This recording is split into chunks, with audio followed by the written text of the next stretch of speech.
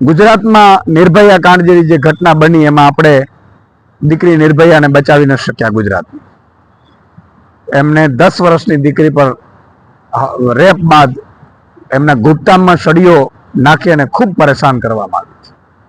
આટલી વિકૃતિ સાથે એ આજે દુઃખદ ઘટના બની છે. ભગવાન એમના આત્માને શાંતિ આપે. પણ છેલ્લા 1 મહિનામાં 20 થી 25 ઘટનાઓ એવી બની છે કે જે ખરેખર કંપારી છૂટી જાય. નાની નાની બાળાઓ સાથે બળાત્કારો થઈ રહ્યા છે, એની હત્યાઓ થઈ રહી છે.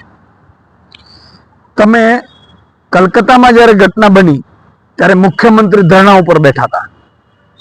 શું આવતીકાલે મુખ્યમંત્રી ધરણા ઉપર બેસશે ગુજરાતની નિર્ભયા માટે?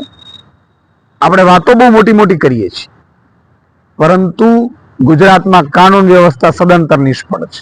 મુખ્યમંત્રી અને ગૃહમંત્રી કાનૂન વ્યવસ્થા સંભાળવામાં પણ સદંતર નિષ્ફળ નીવડ્યા છે. આજે ખૂબ દુઃખ સાથે કહેવું પડે છે કે કયા શબ્દોમાં અમને આપણે શ્રદ્ધાંજલિ પાઠવીએ. સવારે 1 થી 5 વાગ્યા સુધીમાં તમામ જિલ્લાઓમાં આમ આદમી પાર્ટી ગુજરાતની નિર્ભયાની આત્માને શાંતિ મળે એ માટે શ્રદ્ધાંજલિનો કાર્યક્રમ અને કેન્ડલ માર્ચનો કાર્યક્રમ કરી રહી છે. અને સૌને ગુજરાતવાસીઓને મારી વિનંતી છે કે આપણે આપણી દીકરીઓને આપણે હવે બચાવવાની છે. આપણી નિર્ભયાઓને આપણે બચાવવાની છે. આ ગુજરાતની ભાજપ સરકાર ઉપર હવે વિશ્વાસ રહ્યો નથી.